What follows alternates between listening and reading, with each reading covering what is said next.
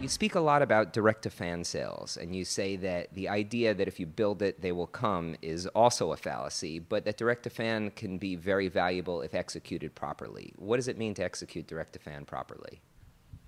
So to execute direct-to-fan properly, the very first thing one has to do is look at what phase this band is in, where in their life cycle they are. And I simplify it to two phases: the spending money phase and the making money phase.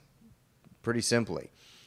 If you are at the point where you are still growing your fan base, you are essentially spending money for the luxury of being involved in music, then your focus needs to be fan acquisition, capturing data about them, keeping them coming to your social profiles, engaging with them.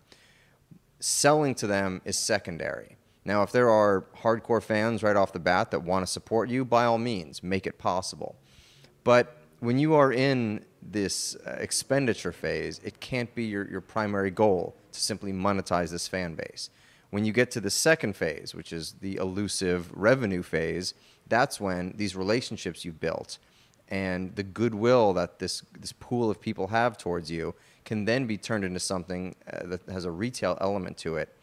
But again, it's not so simple that a band simply starts to sell to their fans, right?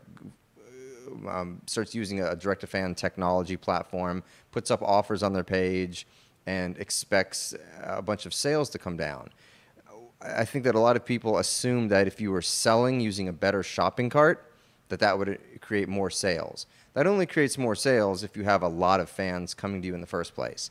And it seems like such common sense, yet so many artists, especially at the lower levels that are trying to move upwards, they go too quickly to the revenue phase.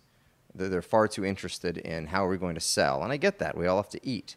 But I like to be a realist. And the reality is, with so many avenues of entertainment out there, one has to work very hard to curate that fan base. And artists don't always like to hear this. I don't always like to say it.